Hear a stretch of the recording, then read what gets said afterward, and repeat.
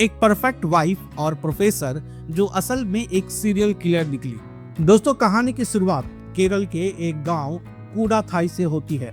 वहां सुबह सुबह एक घर में पुलिस पहुंचती है। उसी घर में रहने वाली एक महिला जॉली जोसेफ को पुलिस अपने साथ ले जाती है। जॉली पर आरोप था कि उसने 6 लोगों की हत्या की है। शुरुआत में वह इन आरोपों से साफ इनकार करती है, लेकिन जब पुलिस उसके सामने पुख्ता सबूत रखती है तो उसे सच्चाई माननी पड़ती है। जॉली एक किसान परिवार की लड़की थी। उसकी लव मैरिज रॉय से हुई थी। रॉय और जॉली एक दूसरे से बहुत प्यार करते थे, लेकिन रॉय के घर वाले इस रिश्ते से ज्यादा खुश नहीं थे। रॉय का परिवार पढ़ा लिखा और अमीर था, फिर भी रॉय शादी करना चाहता था। जॉली ने भी एमकॉम तक की पढ़ाई की थी। इसी वजह से घर वाले ना चाहते हुए भी इस शादी के लिए मान गए। रॉय की मां को लगता था कि इतनी पढ़ी लिखी बहू को आसानी से नौकरी मिल जाएगी और दोनों की जिंदगी अच्छे से चल जाएगी। रॉय की एक बहन भी थी। शादी के बाद जॉली ससुराल आ जाती है। वह घर का सारा काम अच्छे से करती है, सबका ध्यान रखती है, घूमने फिरने जाती है, शॉपिंग करती है और खास तौर पर उसे सोना खरीदने का बहुत शौक था। कुछ समय बीत जाने के बाद रॉय की माँ यानी जॉली की सास उसे कहती है कि तुम्हें हर समय घर का काम करने की जरूरत नहीं है। तुमने इतनी पढ़ाई की है, तुम्हें तो आसानी से नौकरी मिल सकती है, इसलिए जॉब करने के बारे में सोचो। जॉली की सास अनम्मा थॉमस अपने इलाके में बहुत सम्मानित महिला थी। वह एक टीचर थी और लोगों में उनकी अच्छी पहचान थी। नौकरी वाली बात वह जॉली से बार बार करने लगी, लेकिन शायद जॉली का मन नौकरी करने का नहीं था। कुछ समय बाद जॉली प्रेग्नेंट हो जाती है और फिर एक बेटे को जन्म देती है। बेटे के जन्म से पूरे परिवार में खुशी का माहौल आ जाता है। कुछ दिन तक सब कुछ ठीक चलता है, लेकिन फिर उसकी सास दोबारा उसे नौकरी करने के लिए कहने लगती है। धीरे धीरे यह बात इतनी बढ़ जाती है कि जॉली के मायके वालों तक भी पहुंच जाती है। इसके बाद जॉली के पिता अपनी बेटी से मिलने आते हैं। उस दिन घर में पार्टी थी और सभी लोग एंजॉय कर रहे थे। तभी रॉय की बहन रेंजी देखती है कि माँ काफी देर से नजर नहीं आ रही है। वह उन्हें देखने के लिए किचन में जाती है। वह देखती है कि उसकी माँ जमीन पर गिरी हुई है। रेंजी उनके पास जाती है तो अनम्मा कहती है, मैं मरने वाली हूँ, सबको बुला लो। यह सुनते ही रेंजी तुरंत सबको बताती है कि माँ गिर गई है। यह सुनते ही सब लोग उन्हें तुरंत अस्पताल ले जाते हैं, लेकिन वहां पहुंचने के बाद डॉक्टर बताते हैं कि अब वे इस दुनिया में नहीं रही। ऐसा लग रहा था जैसे उन्हें हार्ट अटैक आया हो।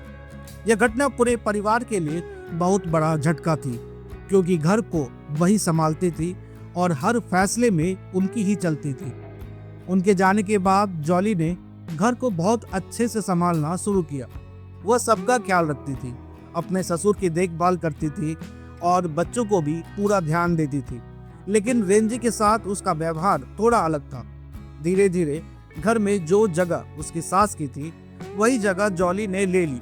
घर में कोई मिलने आता तो वह बहुत अच्छे से बात करती, सबका स्वागत करती, लेकिन रेंजी से वह कहती है कि तुम कोई भी काम करोगी तो मुझसे पूछ के करोगी, घर का कोई भी सामान लोगी तो पहले मुझसे पूछोगी। रेंजी यह समझ नहीं पा रही थी कि जॉली उसके साथ ऐसा व्यवहार क्यों कर रही है। जॉली समाज में जो इज्जत चाहती थी वह उसे नहीं मिल रही थी। इसका सबसे बड़ा कारण यह था कि उसकी सास एक टीचर थी और लोग उन्हें बहुत अच्छी तरह जानते थे। फिर एक दिन पता चलता है कि जॉली को NIT में जॉब लग गई है और उसे 40,000 रुपए का पेमेंट मिलने वाला है। इसके बाद लोग उसे जानने लगे और उसकी इज्जत भी बढ़ने लगी। जॉली को सोना खरीदने का बहुत शौक था। वह जहां से सोना लेती थी वहां एक सेल्समैन था जो जॉली का दूर का रिश्तेदार था, MS मैथ्यू। जॉली उससे बहुत बातें करती थी। कुछ समय बाद रॉय की बहन की शादी हो जाती है और वो कोलंबो चली जाती है। रॉय भी ज्यादातर बाहर रहने लगा। इसी बीच मैथ्यू का घर आना जाना काफी बढ़ जाता है। इस समय जॉली के ससुर टॉम थॉमस कुछ दिनों के लिए अपनी बेटी के पास जाते हैं। वहां जॉली को लगता है कि पापा किसी बात को लेकर बहुत परेशान है। वहां से लौटने के बाद वह फिर से जॉली को टोकने लगते हैं, खासकर मैथ्यू को लेकर कि वह यहाँ बार बार क्यों आता है। जॉली के ससुर अपनी सेहत के लिए मशरूम गोलियां खाते थे। यह समय 2008 का था। एक शाम उन्होंने एक गोली ली और उसके बाद उन्हें बेचैनी महसूस होने लगी। यह बात जॉली जानती थी, लेकिन वह उन्हें तुरंत अस्पताल नहीं ले जाती। कुछ देर बाद वह सबको लेकर अस्पताल जाती है, लेकिन तब तक उन्हें बचाया नहीं जा सका। उनके शरीर पर किसी तरह की चोट के निशान नहीं थे, इसीलिए किसी को कोई शक नहीं हुआ। असल में जॉली ने उनकी गोली में साइनाइड मिला दिया था। पोस्टमार्टम भी नहीं हुआ, इसी वजह से किसी को सच्चाई का पता नहीं चला। हालांकि रेंजी को शक होने लगता है कि कुछ तो गड़बड़ है।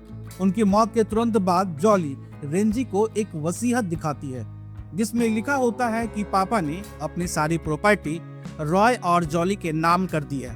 उस वसीयत में न तो रेंजी का नाम और न ही उसके भाई का कोई हिस्सा था। सबसे हैरानी की बात यह थी कि वसीयत किसी स्टैम्प पेपर पर नहीं थी। रेंजी कहती है कि ये तो डुप्लीकेट लग रहा है, लेकिन फिर भी वह उस कागज को अपने पास रख लेती है। तभी रेंजी समझ जाती है कि जॉली घर हड़पना चाहती है।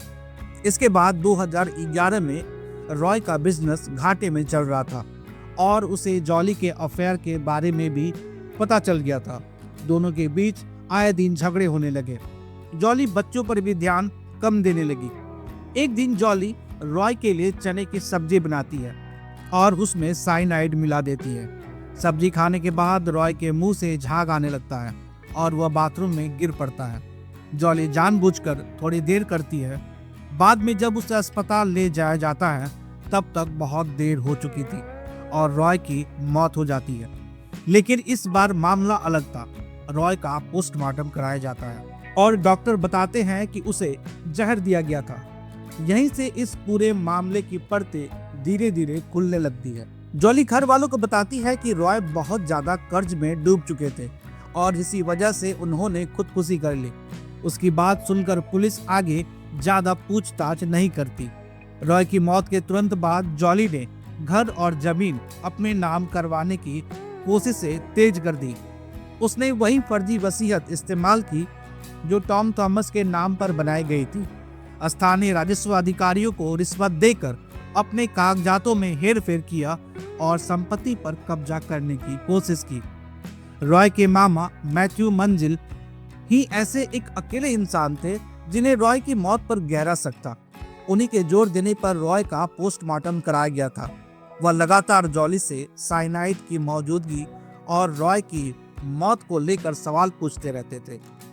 अपनी पोल खुलने के डर से जॉली ने 2014 में मैथ्यू मंजिल को भी खाने में साइनाइड देकर रास्ते से हटा दिया। अब जॉली एक सुरक्षित भविष्य चाहती थी। उसकी नजर साजू पर थी, जो रॉय का चचेरा भाई था। साजू एक सरकारी स्कूल में टीचर था।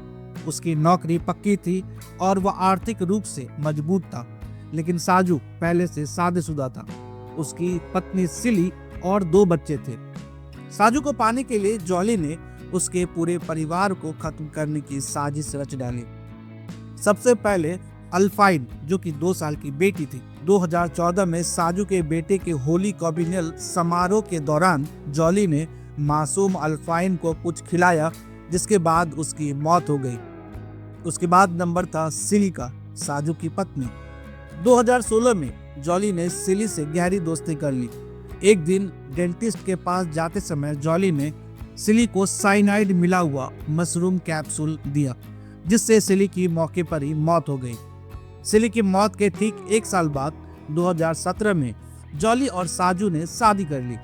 अब जॉली उस घर की मालकिन बन चुकी थी और उसकी जिंदगी वैसे ही चल रही थी जैसा उसने सपना देखा था। लेकिन रॉय की बहन रेंजी को जॉली और साजू की इतनी जल्दी की गई शादी पर गहरा शक हुआ। उसे एहसास हुआ कि परिवार में हुई हर मौत के समय जॉली कहीं न कहीं मौजूद थी। रेंजी और उसके भाई रोजो ने पुलिस में शिकायत दर्ज की और जांच की मांग की। जब पुलिस ने जॉली के कार्यस्थल एनआईटी की जांच की तो वे हैरान रह गए। यहीं से इस खौफनाक कहानी की सच्चाई सामने आने लगी। संस्था ने साफ तौर पर कहा कि जॉली नाम की कोई भी महिला वहां कभी प्रोफेसर नहीं रही। जांच में पुलिस को यह भी पता चला कि जॉली के पास जो आई कार्ड था वो पूरी तरह नकली था। हर रोज कॉलेज जाती थी, लेकिन असल में वह न तो पढ़ाती थी और न ही किसी विभाग में काम करती थी। वह ज्यादातर कॉलेज के गेट के पास या कैंटीन में बैठकर समय बिताती थी, ताकि लोगों को लगे कि वह वहां नौकरी कर रही है। जांच का सबसे बड़ा और अहम कदम था 14 साल पुरानी लाशों के अवशेषों की जांच करना। अक्टूबर 2019 में पुलिस ने कोडीथाई जुमा मस्जिद की कब्रगाह से परिवार के सभी 6 सदस्यों के अवशेष बाहर निकाले। इतने साल बीत जाने के कारण शरीर पूरी तरह गल चुके थे और केवल हड्डियां ही बची थी। फोरेंसिक जांच में सिली, जो कि साजू की पहली पत्नी थी, उसके अवशेषों में साइनाइड के अंश पाए गए। इसी के साथ जॉली का झूठ पूरी तरह सामने आ गया। जांच अधिकारी केजी साइमन के अनुसार जॉली एक साइकोपैथ की तरह व्यवहार करती थी। वह बाहर से बहुत मिलनसार, शांत और धार्मिक दिखाई देती थी, ताकि किसी को उस पर शक न हो।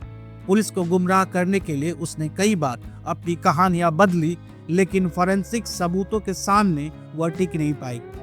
इस जांच के आधार पर जॉली के खिलाफ कई चार्जशीट दाखिल की गई।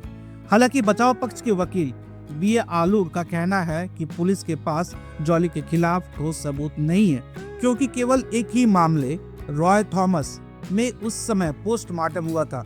फिलहाल जॉली जेल में है और यह मामला अभी भी अदालत में चल रहा है। और दोस्तों, यहीं पर यह खौफनाक कहानी खत्म होती है।